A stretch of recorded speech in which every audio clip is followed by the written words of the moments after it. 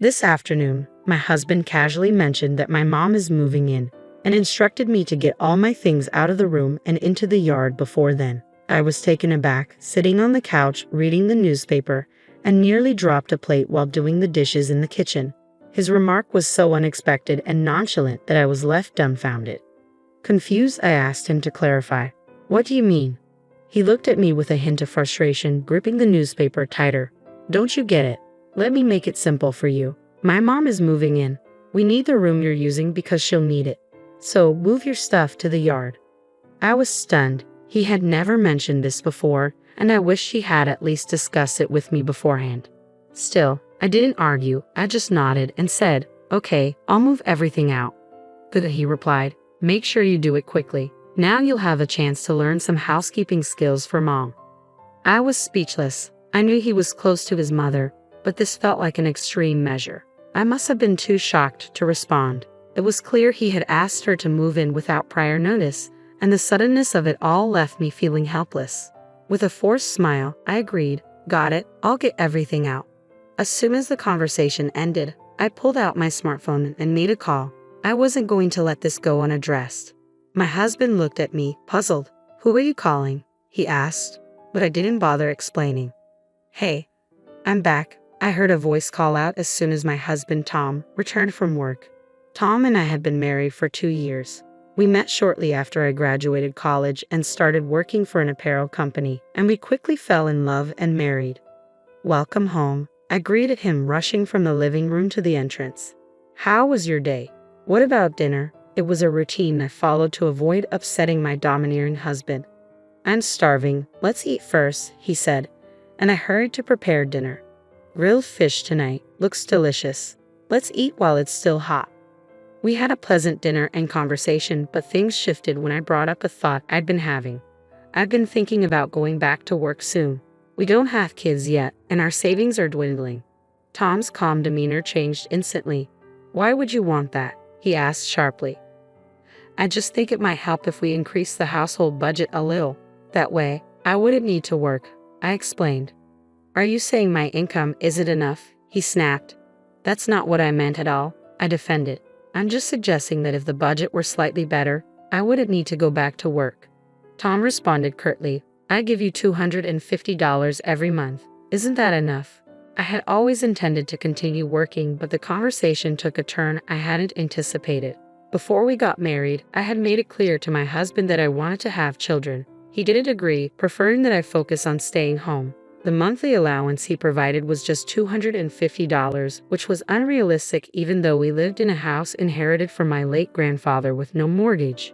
$250 a month for 2 people was barely enough to cover the basics. I couldn't help but blurt out my frustration. "We can't live on that." Instantly, I clamped my hand over my mouth. But the damage was done. He reacted with anger, shouting, "Why can't you make it work? Where is all that money going? My mom said she could manage on that much." His reaction was fueled by a sense of obligation to his mother. After losing his father in a traffic accident during middle school, he had been raised by her, and it seemed he had developed a deep reliance on her opinions. To him, her word was law, and he expected me to follow it as well. I, too, had lost a parent, my father, when I was in high school, and had been raised by a single mother. But I knew that not all of her opinions were correct. I felt my appetite vanish as I said, "I'm going to bed," and watched him storm off to his room, leaving his meal untouched. The loud footsteps in the hallway seemed deliberately forceful. I questioned myself, wondering why I had married this man. Others might say I should leave him, but despite everything, I still loved him. He was usually a decent person, and I wished he would focus on our relationship rather than his mother. I silently hoped that one day he would turn away from his mother's influence and truly connect with me. With a heavy heart, I began cleaning up dinner, clinging to a faint hope. A few months later, an incident occurred that would irreparably damage our relationship. At dinner, he suddenly announced, "My mother is coming over next Saturday. Make sure you clean up properly." I was caught off guard and replied, "I haven't seen your mother in a while, so I'm a bit nervous." "She's perfect, so just remember that," he said dismissively.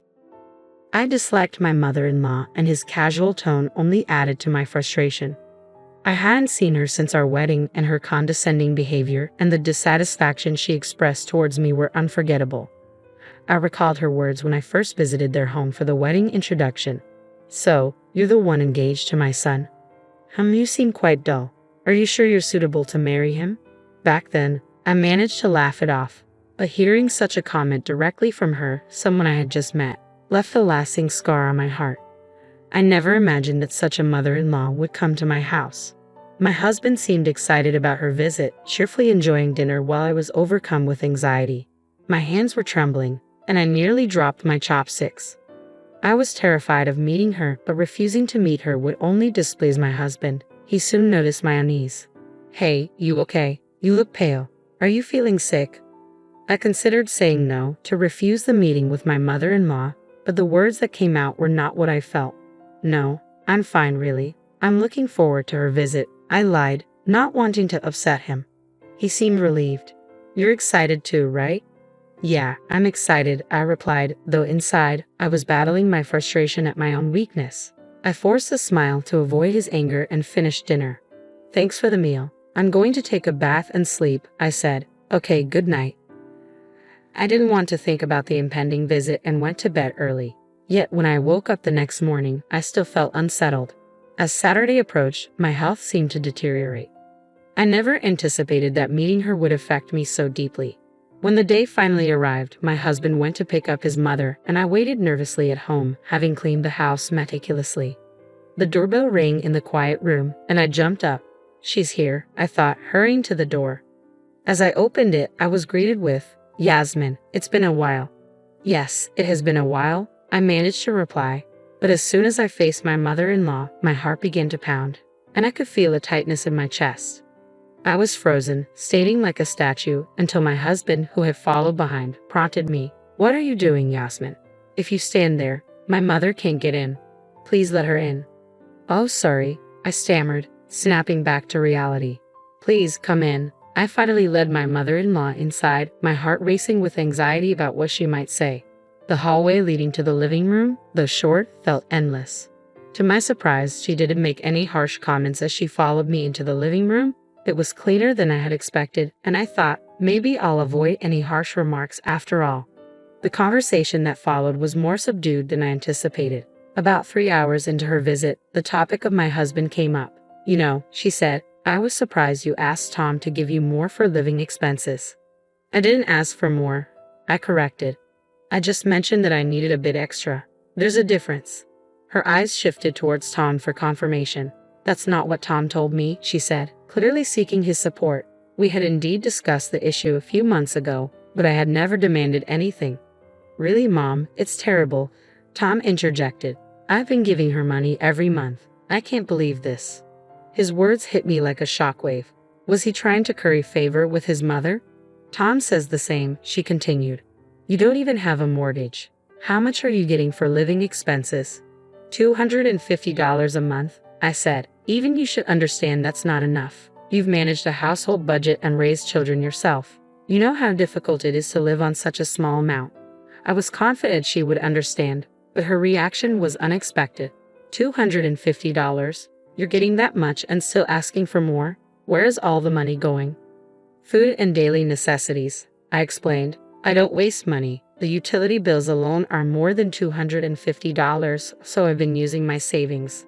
But like Tom, my mother-in-law wasn't sympathetic. You could manage with a bit more savings. You need to be more resourceful. Ideally, I'd be there to guide you on the right way. The suggestion was clear. Living with her was out of the question. I responded with a forced smile. Maybe you're right. I'll try to be more resourceful. Tom looked oddly pleased. Mom's saying this, so why not live together? She can teach you how to manage finances. No way, I thought. I can't handle any more stress. I'm already walking on eggshells around Tom, and adding my mother-in-law into the mix would be unbearable. I'd rather not. I clearly expressed my refusal to my husband, but his annoyance was evident. What, you're rejecting my suggestion? That's exactly what's wrong with you. Mom's just trying to be kind. Let's drop this, Mom, he said, turning to her. Talking to her is pointless. Let's go. He stood up, and together with my mother-in-law, they left the living room. Once they were gone, I felt drained and overwhelmed. My husband, a stable salaried worker earning around $2,000 a month, shouldn't find a slight increase in living expenses problematic. Why was he so reluctant? There had to be a reason.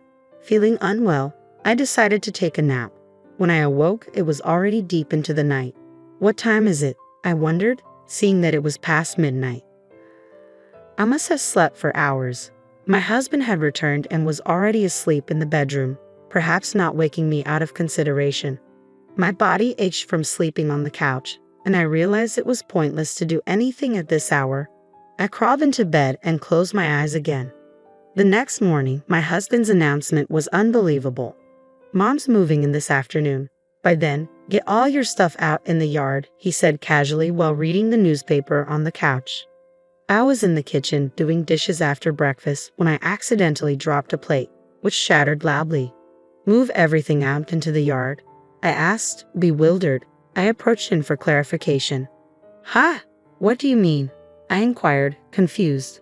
He looked at me with irritation, gripping the newspaper tightly. "You don't get it. I'll say it again, slowly for your benefit. My mother is moving into this house. Got it? It's an absurd idea, but you need to understand." My mind struggled to process the situation. He had never mentioned this before. I wished he had discussed it with me. Despite my shock, I listened without arguing. "She needs a spare room," he continued. "That's why we're using your room. If there's stuff in the way, just put it all out in the yard. Lucky you. Now you can learn housekeeping from her." I was left speechless. I knew my husband had a strong attachment to his mother, but this was crossing the line. It seemed clear that he must have already discussed living together with her when he returned yesterday. I was stunned by the sudden decision for his mother to move in. Nothing else seemed to matter anymore. "Fine, I'll put everything out," I said, barely containing my frustration. "Got it. Make sure you do it right." The moment our conversation ended, I pulled out my phone and made a call. I wasn't going to let this go without a response. My husband looked at me, puzzled. "Who are you calling?" he asked, but I ignored him. I meant what I said. I would move everything out, but I didn't want to live with a mama's boy any longer. If his mother was that important, they could be together. My anger had turned into a deep resentment. "Yes, that's right, including the land." "Yes, please," I continued, speaking to the real estate agent. My husband's voice grew louder and more impatient as he shouted, "Are you even listening? Stop making calls on your own." I continued talking, undisturbed. This house, inherited from my grandfather, was now my property, and I had the right to do whatever I wished with it. If my husband and mother-in-law were making unilateral decisions, so could I. After ending the call, I finally turned to my husband. "Stop it. You're being so noisy. Can't you see I'm on the phone? It's incredibly rude." "What kind of way is that to talk to your husband?" he snapped back, clearly annoyed. "I can't stand this any longer," I retorted. "You act so superior, but you don't even contribute properly to our living expenses. How are you any better? You make nearly $2,000 a month but only give me $250. Where is the rest of the money going? Are you having an affair or something?" His face turned red with rage. He slammed the newspaper onto the floor and grabbed me by the collar. "An affair? Don't joke about that. Why would you accuse me of that when I'm working hard every day?" Despite his anger, I remained calm. "Then why don't you contribute more to our household? If you're not doing anything wrong, there's no reason you can't. I'm not asking for all your salary, nor have I restricted your allowance." His tone softened slightly. "Well, yes, but men have their own social obligations," he said, still defensive. "I see, so you expect me to handle everything at home while you enjoy yourself outside. I'm just a convenient housekeeper to you." His grip on my collar loosened, indicating I had hit a nerve. He attempted to change the subject, but I was clear. "Anyway, my mother will be moving in today. I might increase the living expenses a bit," he said, heading back to the living room. I called after him. "That's fine, but I'm not planning to live together. If you really want to live here with your mother, I'll leave." He turned back, clearly surprised. I couldn't imagine continuing to live with him and my mother-in-law under these circumstances. Exhausted from this life, I kept my gaze cold. He noticed and approached me again. "Are you really going to leave?" "Of course. I'm leaving right away," I replied firmly. "Just wait a moment." I went to my room and returned with copies of the petition for divorce, marriage certificate, and summons from the court. I handed them to him as he slumped on the sofa. "Here, look at these. Are you sure about this?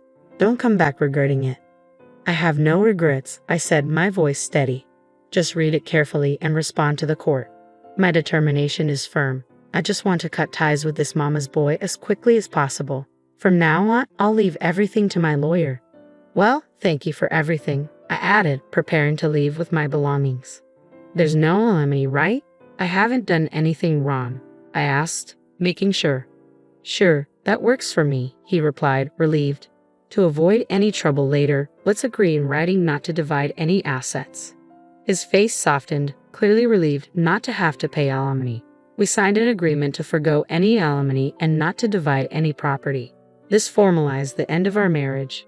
An hour later, just as I was about to leave with my packed belongings, my mother-in-law arrived. Where are you going with all that luggage? She asked. I'm leaving this house, I said. Please discuss the details with Tom. I wish you both happiness, I said with a smile, feeling the sense of liberation. The prospect of never seeing them again made my heart lighter. The world outside seemed brighter than ever. It had been a long time since I felt this clear-headed. First, I went to see my lawyer to discuss the next steps, then visited a real estate agent to arrange a new flat. I couldn't move in immediately, so I spent the week in a hotel. I hadn't heard from my ex-husband, and I figured he and his mother were probably settling into their new routine. That was until he called. Speak of the devil, I muttered, answering the phone. He sounded furious. What's this about an eviction notice? He shouted. Calm down. What's happened? I replied, brushing my teeth in the bathroom. I set the phone down to rinse my mouth, but his angry voice still reached me faintly. What are you doing? This isn't a joke, he snapped. I picked up the phone again and moved to the bedroom. You never change, always so angry, I said, but let it go. Never mind that. Answer me, he demanded. All right, the eviction notice. The house you and your mother are living in no longer belongs to anyone. That's probably why you received it, I explained. He seemed bewildered. You don't understand, so we'll explain again, I said firmly. I hold the rights to that house. It's now owned by the real estate company and is going to be sold. No way. That's so unfair. You didn't tell me about something this important, he yelled, shocked and enraged. You didn't share anything significant with me either. You decided to live with your mother without consulting me. It's too late now. If you don't hurry up with the move-out process, you'll be reported, I said coldly. That house was our joint property. You can't just sell it like that. It's invalid. Cancel it, he protested. Are you stupid? Did you forget we both signed an agreement that there would be no division of assets? That house was mine from the start, and I can do whatever I want with it, I said, pushing him away. His reaction confirmed he had completely forgotten the terms of the contract. His disregard for everything related to me had worn me down. I felt a wave of disappointment as I tried to end the call. Are we done? Do you understand now?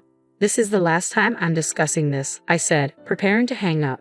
Hey, wait, we have nowhere to go if we get kicked out suddenly, he exclaimed. That's not my problem. You've been stingy all this time, so you must have plenty of money. Figure it out. Why don't you rent a flat or a house? I responded coldly before ending the call. His once assertive tone faltered, and he began stumbling over his words. I don't have any money. I don't have any savings. I can't believe it. How can an adult have no savings at all? How unplanned can he be? My indignation flared. If he'd been in front of me, I might have struck him. Really hopeless, I muttered, shaking my head. I was right to divorce you. You're old enough to have savings, yet you contributed nothing to living expenses and just squandered money. There's no way I'm helping you. His pleading only steeled my resolve. Please, just a little bit, he started. Why don't you ask your mother? That's a good idea. So goodbye, mama's boy. Don't ever contact me again. I ended the call with finality and immediately blocked his number. Why should I help someone like him? If he seriously thought he'd get aid from me, he was mistaken. After everything was settled, I lay down on the soft bed of my new place, gazed at the ceiling, and proudly gave it the middle finger. 2 weeks later, I moved into my new flat. It's smaller than my old house, but it's clean and I feel quite content. My ex-husband and his mother eventually left the house. The real estate agent informed me they resisted initially but vacated when threatened with police involvement. They had underestimated me even after the divorce. I resumed my old job and the warm welcome from my colleagues was heartening. One day, a colleague invited me to lunch and asked, "Is it okay if I ask why you got divorced?" Well, it's complicated, I said. Let's talk about it over drinks sometime. But I do have a question. I hadn't seen Tom around lately. What happened? Oh, right, you don't know, my colleague said, their expression changing. Tom officially resigned due to distress, but the truth is, he was fired for embezzling company funds. It happened around the time you left. Embezzlement? I was stunned. How much did he embezzle? About $220,000, my colleague replied. I was so shocked I stood up, raising my voice. The other diners turned to look at us. Keep it down, my colleague whispered. Sorry, but that's a huge amount. Didn't he get caught? The boss wanted to handle it quietly, they explained. Tom didn't go to the police, but if he doesn't repay the money soon, he might be reported. Those are just rumors, though. The full story isn't clear. As I processed the news, I realized it wasn't entirely surprising given his character. Always concerned with appearances and squandering money on socializing, his downfall was predictable. But it was no longer my concern. I'm still young, and I want to build a new life and find happiness with someone who truly cares for me. After talking with my colleague, my resolve to move forward only strengthened.